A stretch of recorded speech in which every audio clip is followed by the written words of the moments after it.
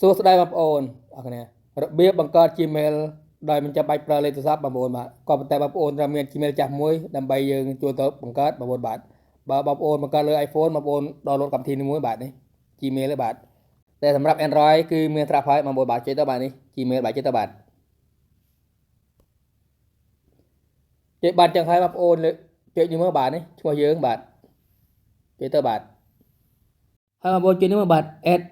another account ចេះទៅបាទហើយបងប្អូនចុចនេះមើលបាទនេះ Google បាទចេះទៅបាទបងប្អូន scan ដៃឬក៏ដាក់លេខកូដអេក្រង់បងប្អូនទៅបាទបាទរងចាំពេកបងប្អូនបាទបងប្អូនចុចនេះមកបាទនេះបាទ create account បាទចេះទៅបាទហើយបងប្អូនយកខាងលើគេណាបាទ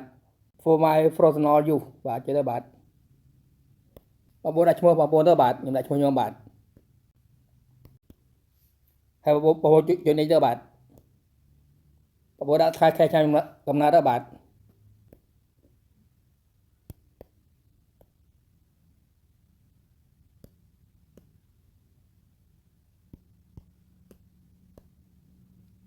ភេទទៅបាទហើយបងប្អូនចុចនេះទៅបាទនេះបាទចេះទៅបាទហើយបងប្អូនធ្វើតាមវីដេអូតាម step បងប្អូនទៅប្រើបានបងប្អូនហើយបងប្អូនកុំខានបងប្អូនបាទចុចទៅបាទនេះយកលើឯបាទនេះបាទនេះបាទចុចនេះទៅបាទហើយបងប្អូនដាក់ password ទៅបងប្អូនបាទបងប្អូនចាំបានបាទមានអក្សរធំអក្សរតូចបាទបាទហើយបងប្អូនចុចនេះទៅបាទចាំពេកបងប្អូនបាទបាទពេលនេះគឺបាច់ Gmail មកហើយបងប្អូនបាទឥឡូវចុចនេះទៅបាទហើយបងប្អូនអូសផុតមកបាទអូសផុតទៅបាទបងប្អូនចុច agree បាទនេះបាទចេះទៅបាទ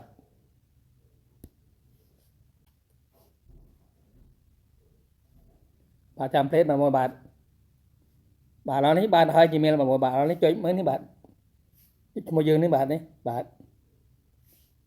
នេះ Gmail មិញបងប្អូនបាទនេះគឺ Gmail មិញបាទនេះបាទបានហើយបាទឥឡូវនេះបងប្អូនចុចមក step ទៀតបងប្អូនបាទជួយបង្លែក Gmail យើងមកបាទឈ្មោះយើងនេះបាទចេះទៅបាទហើយបងប្អូនមើលវីដេអូនេះបងប្អូនកុំខាតបាទខាធ្វើអត់បានទេបងប្អូនបាទគឺប្រកាសទេបាទហើយដោយរបៀបខ្ញុំប្រូលេខកូដអញ្ចឹងបាទមានបងអូនម្នាក់គាត់ comment ក្នុង YouTube ខ្ញុំថាខ្ញុំធ្វើឲ្យមើលបង្កើតបាទមិនដឹងថាគាត់មើលមិនបាទឥឡូវនេះចុចទៅបាទជាមួយយើងបាទហើយបងប្អូនចុចនេះមកបាទ manage your Google account 9បាទចុចទៅបាទ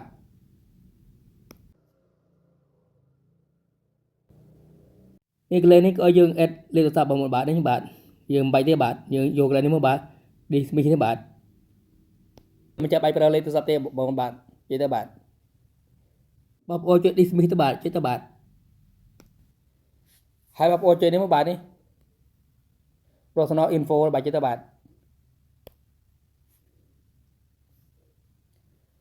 ហើយបងប្អូនចុចលើ email យើងនេះបាទនេះបាទចុចមកបាទ email យើងនេះបាទហើយបងប្អូន add email ចាស់យើងមកបាទចុចទៅបាទបងប្អូន scan ដៃឬដាក់លេខកូដអេក្រង់យើងមកបងប្អូនបាទចុចទៅបាទ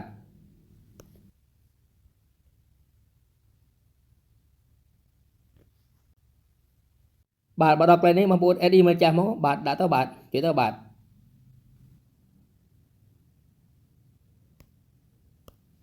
ចុច save ទៅបាទនេះបាទ save ទៅបាទ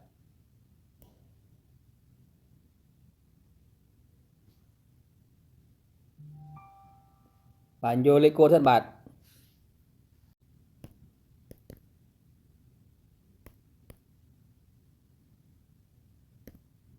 បាទហើយបងប្អូនជួយ verify ទៅបាទនេះ verify នេះបាទចុចទៅបាទបាទប៉ុណ្ណឹងគឺជាការត្រាច់ហើយបងប្អូនបាទគឺយើងមាន Gmail ហើយគឺយើងមិនចាំបាច់ដាក់លេខទូរស័ព្ទទេបងប្អូនបាទហើយក្រោយវីដេអូនេះមានប៉ុណ្ណឹងបាទសូមបងប្អូនជួយចែករំលែកផងបាទសូមអរគុណសូមជម្រាបលាជួបគ្នាក្នុងវីដេអូក្រោយ